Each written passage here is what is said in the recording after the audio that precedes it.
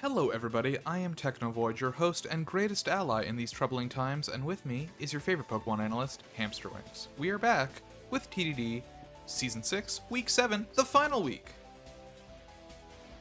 It is the final week. This is, final countdown. The countdown has now ended. We're moving into playoffs. But first, before we do that, we have... Well, there's still like 2 matches. We have 3 fantastic matches to show you today, and believe it or not, one of them is actually from Quick Ball, which is insane and awesome because I thought this was a really fun match. We are looking at Whiskey Tattoo versus Persians of Alola. Tell me about this match. Yeah, this match was great. We get to see some Orthworm action. Dude, Orthworm the GOAT. He's actually a worm, but you know. Yeah, I mean, looking at Ned's team, they brought Persian every week. Yes. I believe. Yeah. Which, good for them. True to the namesake. Yeah. Gotta respect it. Gotta respect it. There's some sand on this team, but honestly, this team doesn't look that sandy. Yeah, it's basically just like Houndstone, I guess, and Deancey. Tell me, so with this Orthworm, this is the first time Orthworm has come to a match, and in part that is because it has yet to see a match, so that's nice. Do you actually think it is good into Whiskey's team, or do you think it was more sort of just the bring because it hasn't come yet? I don't think there's a reason not to bring it. Like, Okay. I don't think it's like amazing into Whiskey, Okay. but I mean, Ned does to some degree struggle to Oko Comfy, Okay, sure. which you do always want an Oko on Comfy. That is true. Like that is just a mon you always want to be able to take out in one hit. Yeah. When you got +3 priority on healing moves, it can be a pain in the ass if you don't kill it. What do you see as the biggest? Oh yeah, you were saying. I'm not sure Dracovish might kill it too, Okay. but Orthworm's here. Yeah. So what do you see as the biggest threats on either side of the field here? I think pretty naturally worried about Mega Blastoise, especially with no Credilli. Mm-hmm. Deoxys always a threat. Incineroar always a threat. Whiskey's Rock can double Intimidate, which is rough for a lot of Sand Rushers, even if, like, you know, they're not Sand Rushing right now. Mm-hmm. Yeah. Because they are all physical. I mean, really, two what are they? Two Intimidates. How much is that gonna change a potentially like 200 base power move, right? Yeah, not much. Yeah. All right. But, you know, I do know. cut the attack in half. It's still significant. Definitely. All right. Shall we hop on into this one? Yeah. This is let's go. honestly, I'm just gonna say before we get into these matches, I don't know. There's probably some good analysis to be said. A lot of these matches are just fun to watch. Just Yeah. Put them in here. It's just a fun Yeah. week. All right. So of course, leading with the Persian. That's very expected at this point, and the Orthworm. Woohoo! So the Yeah. Orthworm, since it's like a very specific, I feel like, counter to Comfey potentially, it is an interesting lead. Although Whiskey does lead Comfey pretty frequently, so I do see it. Sure, additionally, it's got that shed tail, stuff like that. You know, this one's carrying Body Press, which is an unintimidated move into Incineroar, and of course, the rocks for Deoxys. Fur coat is fucking nuts. Yeah, It lives so much. But yeah, it's funny because we see hazards so infrequently in TDD just because in 6v6 doubles they're not nearly as ubiquitous as they are in singles. But against Whiskey, people have just learned that, like, yup, you use the rocks, you drop that sash. good switch to Comfy on the Body Press, and good to switch it out immediately again, knowing that a Heavy Slime is probably coming. Yes. Fake out into Zapdos, no static. I believe Zapdos is static. Yeah, it is. It is. I believe it procs later. See the Heavy Slime doing absolutely nothing. Comfy Yep, keeps Comfy switching. comes right back in. Yeah, another fake out. And there's the static. There's the static. So Zapdos is probably a little upset that it hasn't gotten to do anything. Yet another Phantom Sash. Welcome to the Phantom Sash season. Gosh, truly. Incin gets the poison. Hate to see it. Got that really, really important critical hit on Incineroar there. And this is not... I was going to say this is a double down, but another Phantom Sash. Yeah, check it out. Allowing Trick Room to go up. Trick Room is interesting, because I feel like Ned's team is is generally slow enough to take advantage of that. I would say generally, yeah, but I also think that, Whiskey's prepped for Sand Rush. Yeah, sure. So, Sure.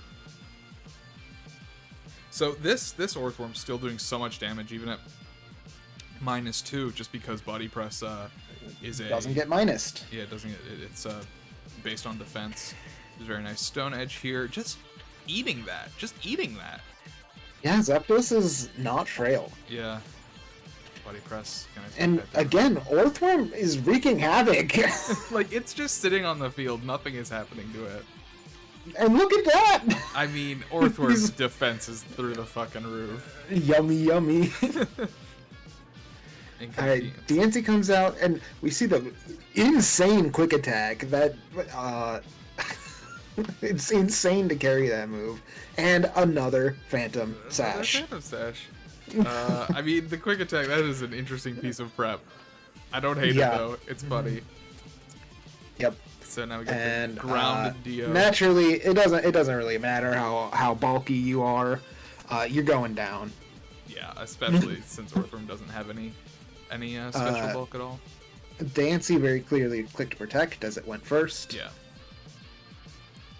Alright, and the double down for Ned. Now back in with the Persian once again. Rock's doing so much there. Yeah. Love that. Love that for Ned. It's a good bring. What you got to do to punish Rocks is just lead the most offensive lead you possibly can. Yeah. Really interesting Heat Wave there. Yeah, I'm not really sure why Heat Wave happened, but it would have, I guess, killed Dio and gotten like 2% on Blastoise. Well, I mean, I think it's smart when you see has the Blastoise used Protect before? It has. So knowing the Blastoise has Protect, not going for that single target move into Blastoise just in case, but with the Salamence on the field, it's just interesting to go for that. So not quite sure what's happening there. It was Deoxys. Oh, it was Deoxys. It's wait, you're right. So true, bestie. Heat Wave probably would have killed, even though it resists it. Just fatty foul play. Bye. As Persian goes down to a special move, the only way to take it out. And here we got the Shadow Sneak. Houndstone coming in to be cleanup crew. He is rushing, even if not in sand. Yes, and that is obviously going to be the match. Yep. It's just going to go right down to Shadow Sneak. Extreme Speed not affecting Houndstone, so the only target is Zapdos. But Zapdos smartly protects, and that's the game. Yeah, easy win there on the final turn. A lot of times when you have that final Mon that, is able to get a kill, it's like, there's always the question, do I switch? Do I preserve this differential with the danger of potentially just straight up losing the match? Not a problem here because of the typings and the having Protect. So nice win there for Ned. Just a fun match to watch. Love the use of Rocks. Love the use of Orthworm that just kind of sat in the match for half of it and nothing touched it until Dio came out. Yeah. From Whiskey's side, do you think there was something Whiskey could have done to turn this around? I don't think we ever saw T-Tar come in. We did not. So I don't even know what T-Tar's Terra was. I think one of the things that might have helped is a more... I'm not sure what the Cobalion set was, but it didn't seem super offensive. Yeah, it was. I think it seemed defensive oriented, just based on the damage it was doing. Yeah, I think an offensive Cobalion would have helped a lot. Mm-hmm. Yeah, I mean, Ned's team is not something I would describe as slow-paced in general. This week, it kind of slow-paced, so I think a more offensive team into that would have been nice. But I also don't blame Whiskey for not prepping into a slow-paced team, because Ned does just have, like, a bunch of very quick offensive mons. Yeah, despite their team archetype, they slow-rolled it pretty hard this week. Yeah, Ned really built a very nice sand team with sort of both of those. With other options, yeah. Yeah, both of those, what's the word I'm looking for? Styles of play or whatever. But anyways, that is going to be it for Quick. We're moving on into Timer, and we're starting with Team Fourgeist versus Ghost BuzzTing. Tell me about this game. So this was an important game for playoffs. It was kind of determining who got first. Who's on first? Spoiler Indeed. alert, it's Team Fourgeist. Yeah, so uh Diggory and Post also played. Yes. Their match was pretty good, but we kind of don't have time to talk about it. Yeah, we considered both of them. We decided this one, we had slightly more to say. Yeah. It was a good match. Diggory came out on top, which puts the timer rankings at Diggory over Post, and then We my shall position see. depends on this match. Yes. So I look at this team, and the thought that probably should have crossed my mind is no Latios equals Trick Room. I didn't think that far ahead. Right. So you're looking at I was this and like, you're thinking, oh man, he's got both. yeah. And I do actually believe Ghostbusting had both. I think Tailwind He did was have both. on the Aerodactyl, yeah. Yeah, he did have both. So that's always good to see. Going prep into a match with you don't always want to have both types of speed control because sort of the what is what I'm looking for? Jack of all trades, master of none kind of deal. But I do think having that versatility, especially on a mon like Aerodactyl, that usually doesn't need all 4 of its moves, slotting Tailwind on there can be nice. Yeah, Pterodactyl has a pretty bad move pool, so Yeah, so it's not great. I think I just said pterodactyl. Pterodactyl, yes. Terrafor. Ghostbusting once again, I think, struggles with the damage component of things, actually being able to kill some of these Pokemon. Namely, I think there was one Pokemon you really saw as a huge win con in this match. Do you want to talk about that? Yeah, so if you look at my team, it's like the middle of it looks so defensive, except that I'm running full speed offense Togekiss. Yeah, Togekiss kind of messes this up pretty hard. Yeah, I think Togekiss is a real problem. His SAA, weak to Fairy, Scrafty, weak to Fairy. There's a lot of fairies. Obviously, Buzzwole doesn't stay weak to Fairy. Sure. But, and actually, very, very good call out on his part. I Terra Fairy Landers, and he completely called it. Yeah, 100%. It's very good. No cap, the Tinkaton here, a little bit threatening to you. Yeah. Like, Little Tinkaton's bit. not exactly known for its stellar anything, but, actually kind of can put in some work here. Kind of a bit of a threat when it's out on the field. But even if it is immune to Intimidate, Arcanine does shut it down. Very true. Alright, Bulky, Rocky Helmet Arcanine. very good. So going into this, who do you think has the upper hand? Mate, Yes. I have Togekiss. True, very true. Alright, let's see it go. Let's run it down. Just leading with the Lando. Leading with these two, which have both proven to be just... You really have a team of, some really scary, fast offensive things versus this sort of more bulky team. So we see the wide guard here. Predicting the Sandseer Storm. It just goes down to a Scald Yup. Biodactyl, but the TR does go up. And that's not great for you, because you're not particularly fast, so you kind of need to stall this out now.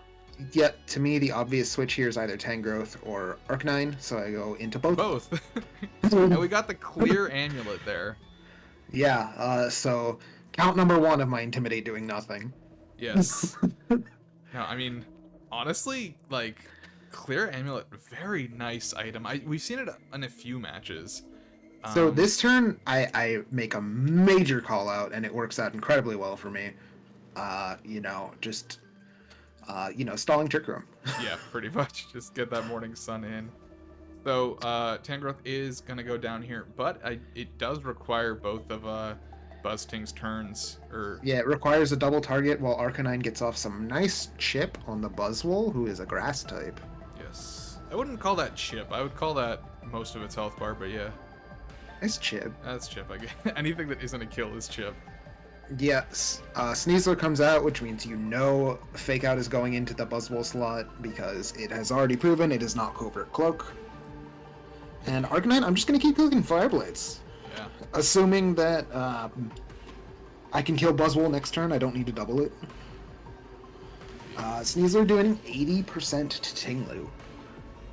Lots of damage. Arcanine is putting in its own work, quite a bit of it. Yeah, and this might be where we see it. The Life Orb Tinglu Yeah, I don't really have a lot to say about Life Orb Tinglu. What I got something to say about Lifeform Tinglu. Fucking unhinged, and I love it. All season, Meteor Bauer's been like, "Where's the damage?" And then he's just like, Here it is. I found it. It's Lifeform Tinglu." I mean, he went into this match being like, "I need more ways to kill Fourgeist Pokemon," and you know, sure, it works. Starmie comes out here, and I know I can safely switch because I have a double target move on Starmie, so I click it. Mm-hmm. PG gonna take out the Weezing. Allows me to get in Togekiss for free. Indeed. And this is probably where the Tinkaton comes in, correct? Yes. Indeed. So I'm gonna call the turn one, either Fake Out into Togekiss or Gigaton Hammer. Mm-hmm. I knew it had to be one of them. It was the Gigaton Hammer. Sandsear Storm.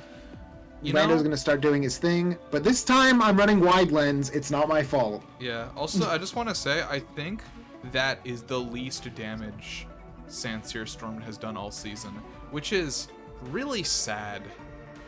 I believe Tinkaton is like max Spadef and 72 attack. Well, I more so meant the fact that that much damage is the least amount of damage it has done in a turn. It's missed before. I know. The Air Slash, gonna lose that Wide Lens though. Yeah. Still gonna get unfortunate TR. for me. Turkey gonna go up through the flinch chance as I do Terra Fairy here. Mm-hmm. Bit of a risky Terra Fairy, knowing what Steven knew in advance this time. Yeah. But regardless, takes out Slowking and is gonna miss the Tinkaton because I lost my Wide Lens. Low-key kind of nice for BuzzTing there. Gets a free switch in with a turn of Trick Room off. This turn is an insane turn. So once again, my Intimidate does nothing, but it activates an Adrenaline Orb in Trick Room. Absolutely unhinged. Extreme Speed obviously gonna go through the Trick Room there. So that that's and now that match. thing is faster than Landorus, so I just kill it. It's really funny. God. So yeah, the E-Speed obviously gonna take it out. Yeah. It's very funny because Arcanine did a similar thing to me last season when Steven used it. Yeah. We live for it. Okay. All right. So, good match. Again, I guess, what do you think BuzzTing could have done to flip this around? Honestly, this was a really rough one. Yeah, I agree. I think the Trick Room, I think, was the key, right? Like, you every time the Trick Room went up, you ended up going into that stall mode, and you didn't really have a choice. And I think a big chunk of the win came from the fact that you stalled extremely well. Tangrowth just absolutely made that first Trick Room entirely about it. Arcanine with the really good Morning Sun. Kind of insane damage on Flare Blitz, really. And just when it wasn't up, just you had a lot of chances to kill things, which was nice. But that being said, we got one more match for you this week. And this one, honestly, I don't even think there's that much to say about it. It's just stupid. This match is here because it was stupid. This match is here because we all need a little laughter on our lives in this current day and age. Looking at these teams, I think Peanut is going in trying to get a win this season. I'm going in. Neither of us can make playoffs, so this is just kind of a fun rival match. I'm looking at my team. I'm just like, I want to get a kill, or I want to get a win for Pincurchin and Sandy Shocks, who haven't gotten a win yet. So I'm gonna build an E-Terrain team. Works really nicely into certain Pokemon on Peanut's team, such as Melodic. Have a really, really good plan into that. Kind of intentionally didn't prep around Thundurus at all. Because I was kind of like, if I lose to Thundurus, I'm okay with that. But obviously, the A-Core is always really nice. I've had some trouble using Golden Go this season, just because I think it doesn't quite fit with like the rest of the team, what I'm usually trying to do with it. But the times it has come, it has been very useful. I just don't think MVP, by the way. Yeah, MVP, by the way. The thing is, I don't think it's had a place on every team, so I think it's only come to about half the matches. Yeah. On Peanut's side, I, again, was expecting Trick Room, has that Porygon 2. I'm fully spec'd out on lead to murder Porygon 2 before it can get up TR. But once again, we have a Tailwind team.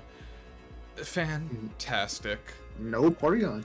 No, it's not there. No Porygon. Sableye does not learn Trick Room. It's true. That's the first thing. As soon as I saw Team Preview, I pulled up Showdown, I pulled up Sableye, I was like, do you learn Trick Room? No, you don't. Okay, we have a Tailwind team. Very good.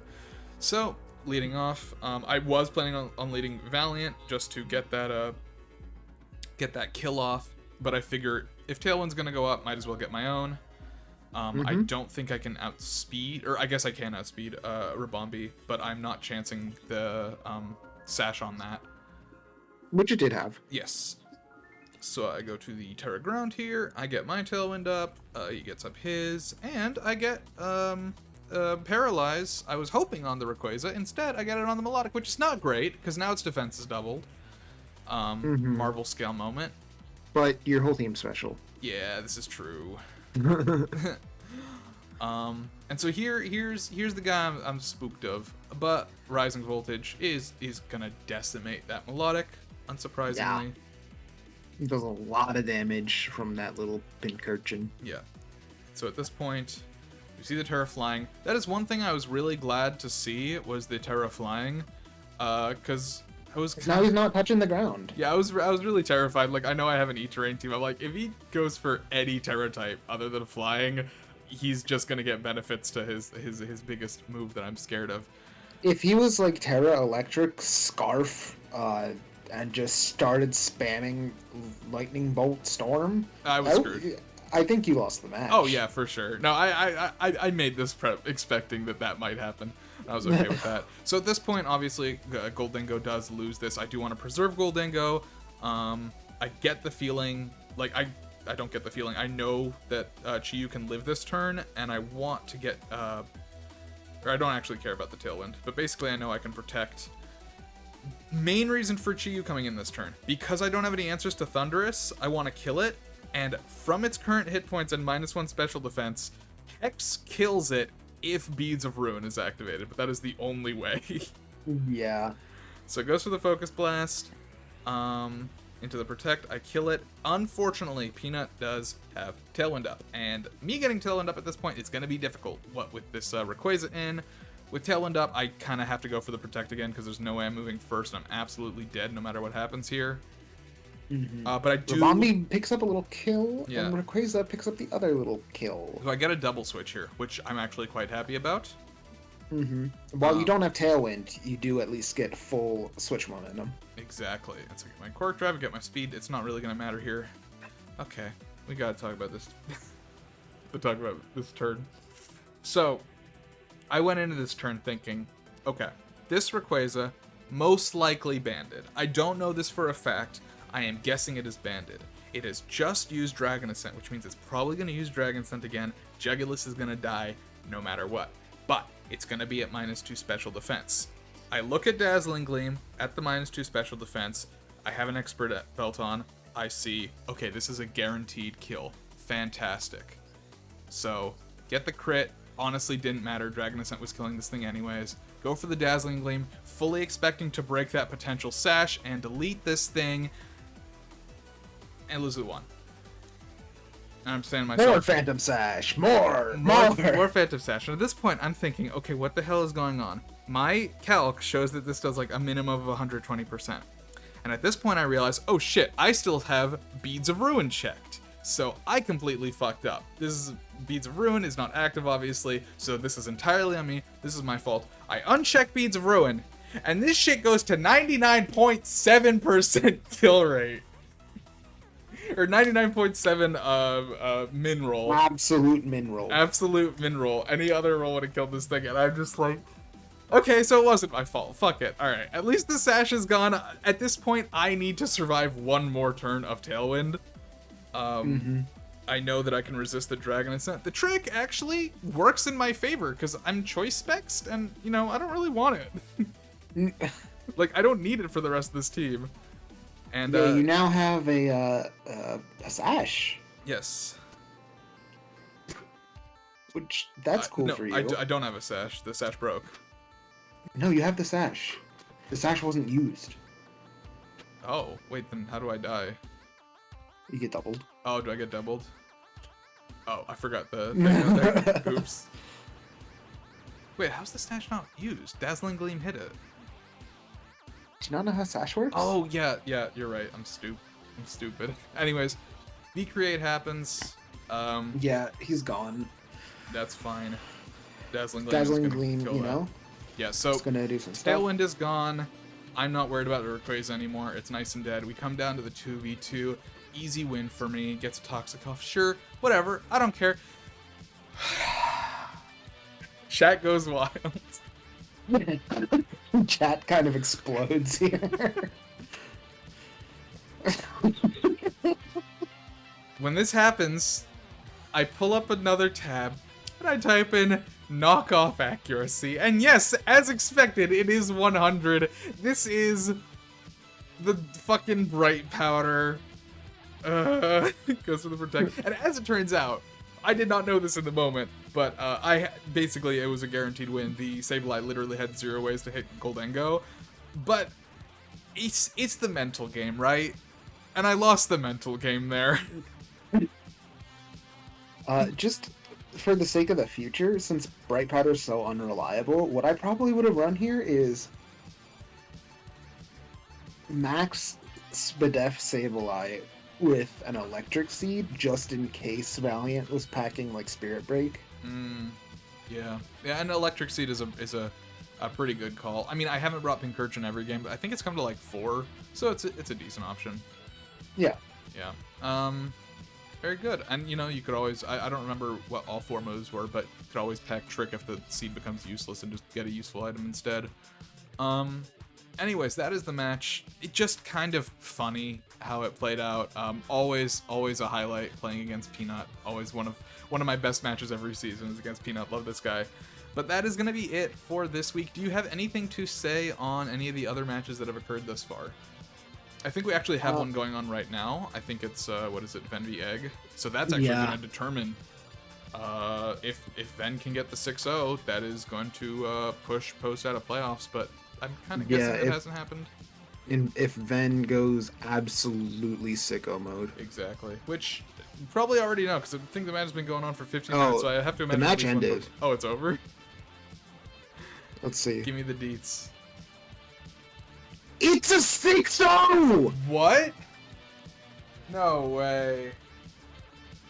Are you fucking with me? It's a 6-0! For Egg? No, Ven 6-0. Ven 6-0. Wow. Holy shit. Okay. Not what I genuinely didn't expect that. Anyways, that's a wild way to end this week off, is hearing about that. Okay, cool. Well, I've been Technoboy. This has been Hamster Wings, and I will see you next week for the wrap up. Talk about awards. Talk about make sure to vote for awards. Those will be coming out in a few days. I'll put out a ping, but just in case you haven't, here's a reminder: vote on awards. And then the week after, we will be back with playoffs week 1. So I've been Technovoid. This has been Hamster Wings, and we will see you then. Bye bye. Goodbye.